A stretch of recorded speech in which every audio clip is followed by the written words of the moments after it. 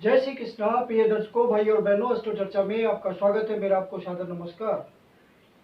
आज के इस वीडियो में हम चर्चा करेंगे कुंभ लग्न के जातकों की कि उनका अक्टूबर माह कैसा गुजरेगा।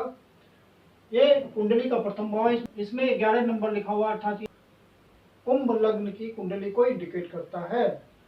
1 अक्टूबर को जो गोचरीय परिस्थितियां हैं वो आपकी कुंडली पर मैंने लगाया हुआ है, और जो इस माह में होने वाले गोचरीय परिवर्तन है उसको डिस्प्ले किया हुआ है।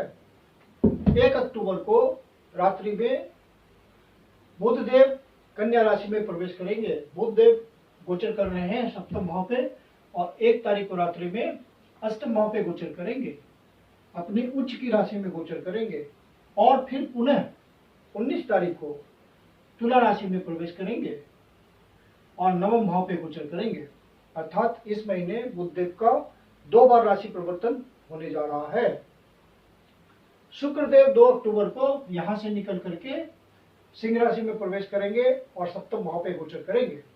मंगलदेव 3 तारीख को यहां से निकल करके नवम भाव पे गोचर करेंगे। फिर सूर्यदेव 18 अक्टूबर को तुला राशि में प्रवेश करेंगे, तो 18 तारीख से नवम भाव पे गोचर करेंगे।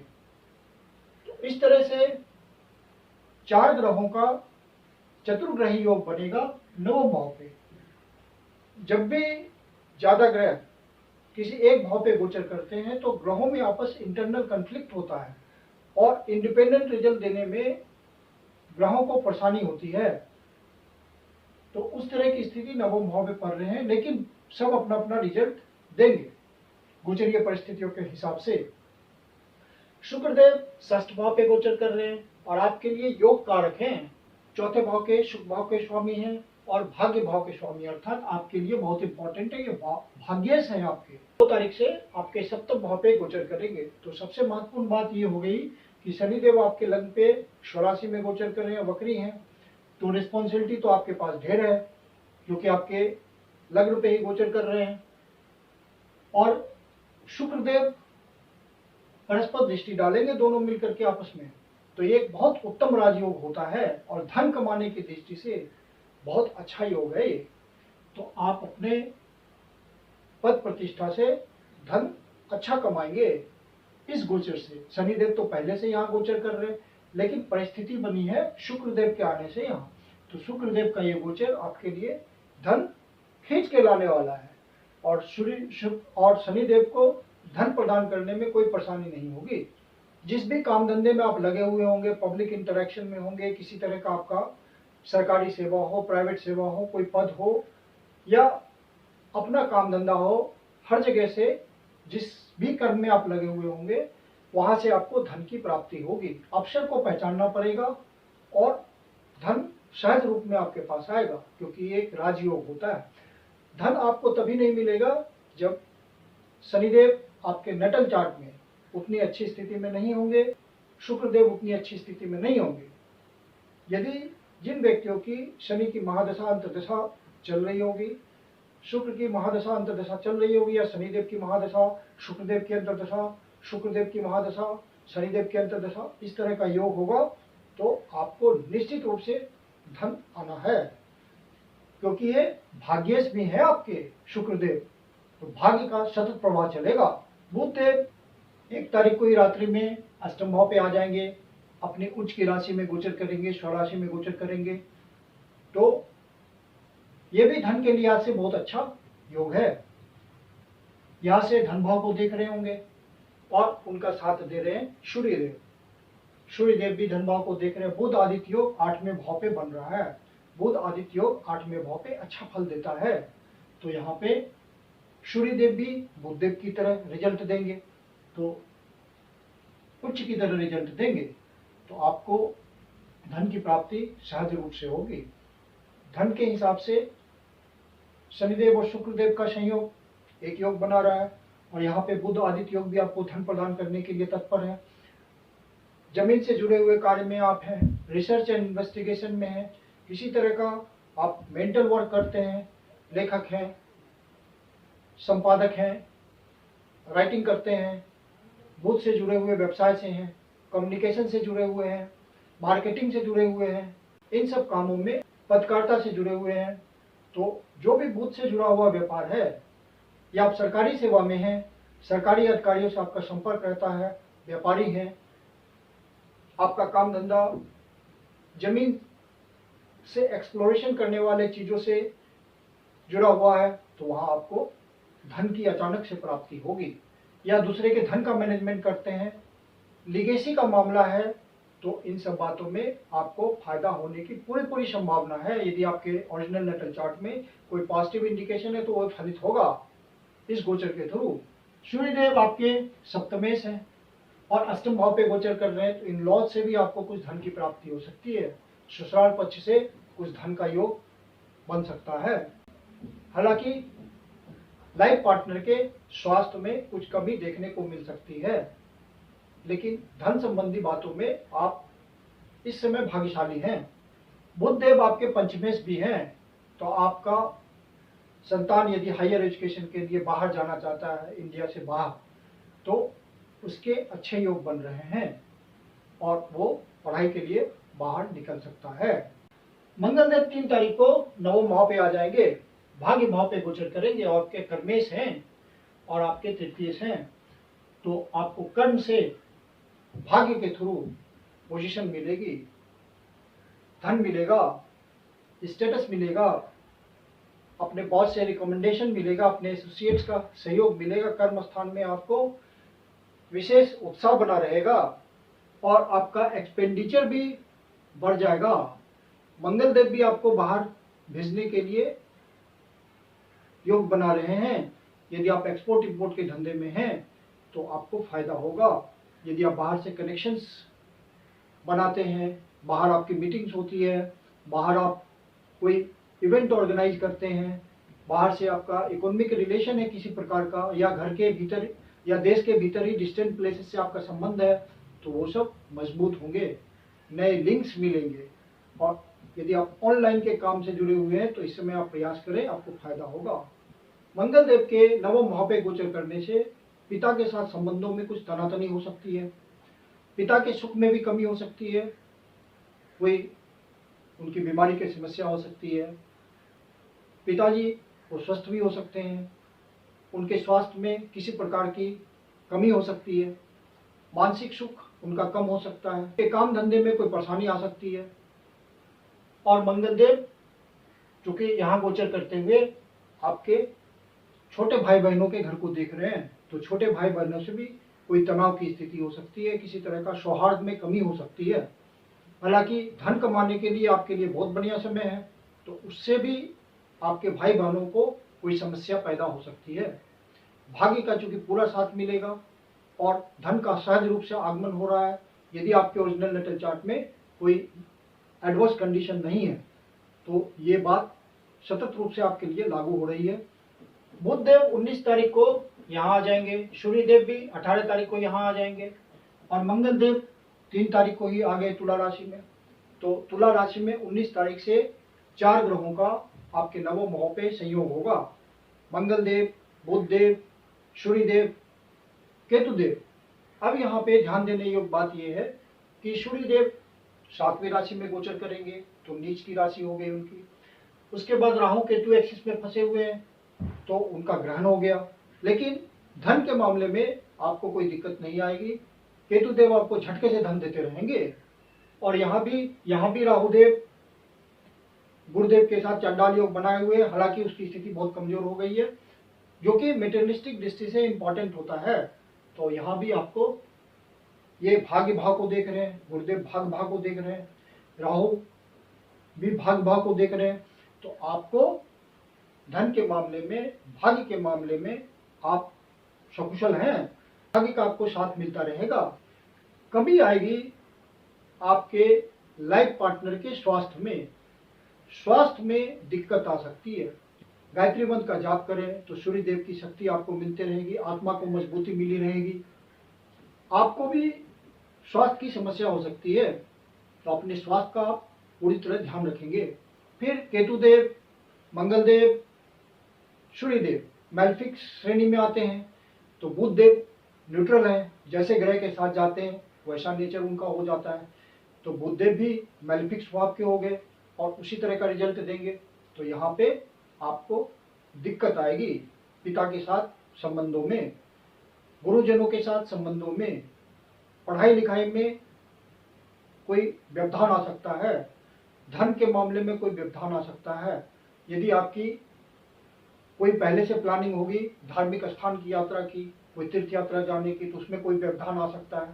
हालांकि आपको या आपके लाइफ पार्टनर को स्वास्थ्य में मिलेगा, क्योंकि बृहस्पति देव की 5वीं दृष्टि की ब्लेसिंग यहाँ आ रही है आपके पत्नी भाव पे। और लेकिन फिर भी स्वास्थ्य समस्या तो रहेगी, क्योंकि राहु देव की भी 5वीं दृष्टि पहले से यहाँ आ रही है। और शुक्रदेव यहाँ पे पीड़ित है, शत्रु राशि में है। शनिदेव की भी दृष्टि है। शनिदेव आपको कर्मठ बनाए हुए हैं, अभी आपको कर्मठ बनाए रखेंगे। और चूंकि वक्री हैं तो आप बहुत सिंसियरिटी, ऑनेस्टी और डेडिकेशन के साथ अपने कर्म में लगे रहिए। मंगल देव यहाँ गोचर करते हुए 7वीं दृष्टि से आपके भाई बहन के भाव को देख रहे हैं, तो वहां प्रॉब्लम है। और फिर 8वीं दृष्टि से आपके माता के स्वास्थ्य में कमी कर रहे हैं। डोमेस्टिक एनवायरनमेंट में कुछ आर्गुमेंट पैदा हो सकता है मंगल देव के गोचर की वजह से, तो वहां पे आपको पीसफुल एनवायरनमेंट बनाए रखना है।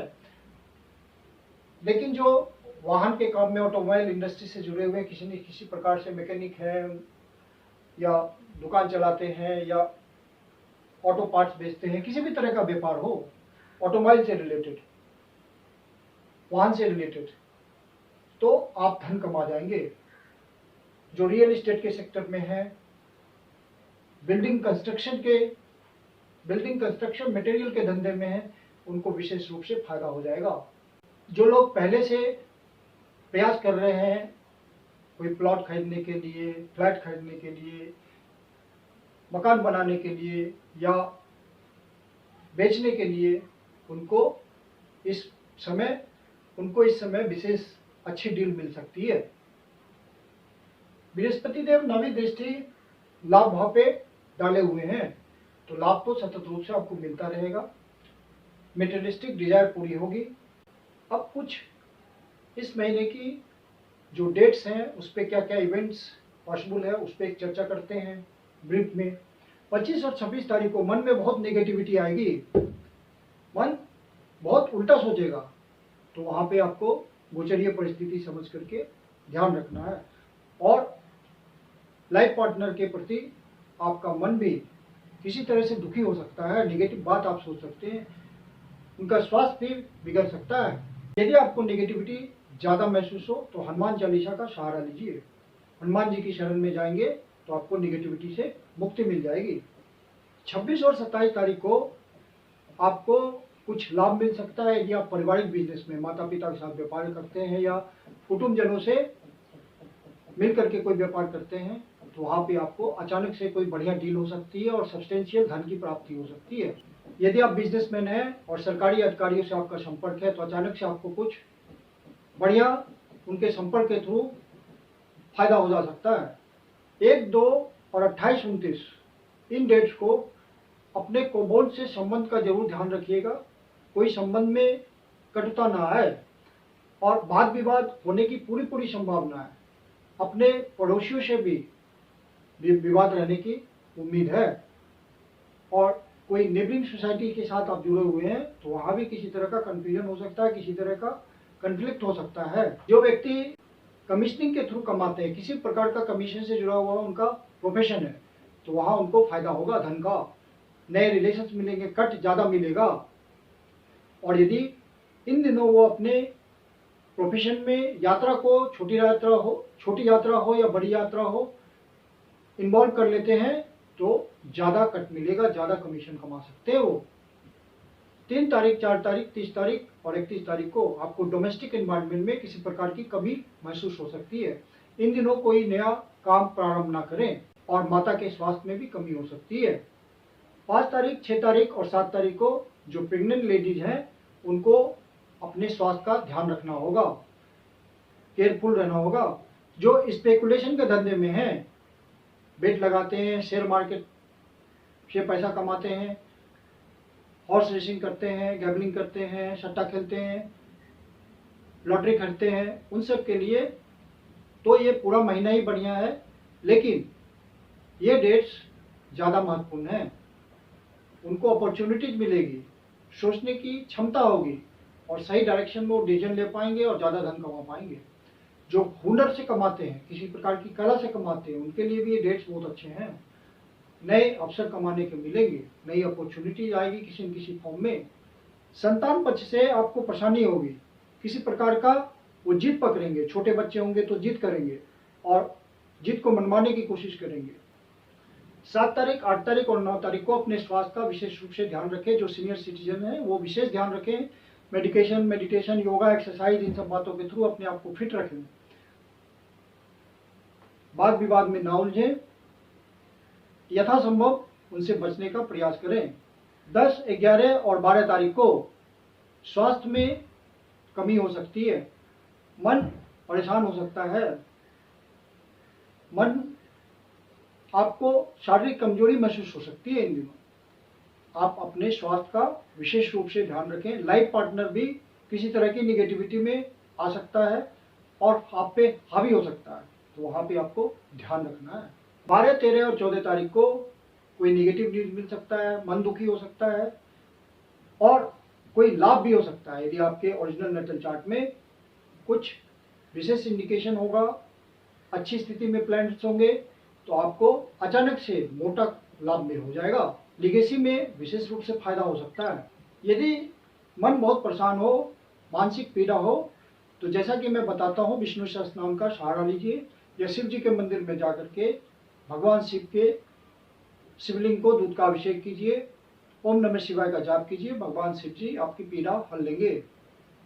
15 तारीख, 16 तारीख और 17 तारीख को आप भाग्य का सहयोग पाएंगे।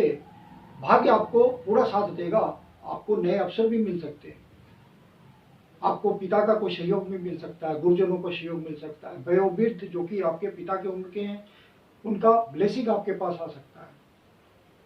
17 तारीख, 18 तारीख और 19 तारीख को जहाँ भी आपका काम धंधा है, जहाँ भी आप काम करते हैं, वहाँ आपको काम से मन में उचाटपन लगेगा और यदि जॉब छोड़ने की स्थिति का मन बन रहा हो तो जॉब नहीं छोड़ना है, नहीं तो आप परेशानी में आ जाएंगे। आपके पास पक्का दूसरे जगह अपॉर्चुनिटी होने के बावजूद नए जगह पे आप परेशान हो जाएंगे। तो आप इन 3 दिनों इस बात का विशेष ध्यान रखें। 20, 21 और 22 तारीख को आप अपने प्रयासों में वृद्धि कर देंगे तो लाभ आपको ज़्यादा मिलेगा। अपने मित्रों से, अपने बड़े भाई से या बड़े भाई के उम्र के लोगों से, समाज के प्रबुद्ध के लोगों से, किसी ऑर्गेनाइजेशन से, ऑनलाइन से यदि आप जुड़े हुए हैं, उसी में आपका काम धंधा है, तो वहाँ से आपको फेवर ज़्यादा मिल सकता है। यदि आप एजुकेशन से जुड़े हुए हैं तो इन दिनों विशेष फायदा उठा सकते हैं। 23 और 24 तारीख को आपका खर्चा बढ़ा हुआ हो सकता है और खर्चा आपका कोई शुभ काम पे नहीं होगा, फालतू बातों पे होगा। तो कर्म क्षेत्र में ज़्यादा संभावना है खर्च होने की, तो आप अपने खर्चे पे नियंत्रण रखिएगा। जो व्यक्ति इस एक्सपोर्ट इंपोर्ट के धंधे में लगे हुए हैं उनके लिए बढ़िया समय है, बाहर मीटिंग्स ऑर्गेनाइज कर सकते हैं, वहाँ आपको विशेष रूप से फायदा होगा। बाहर जाकर के मीटिंग ऑर्गेनाइज करना है तो वो भी आपके लिए अवसरदायी होगा।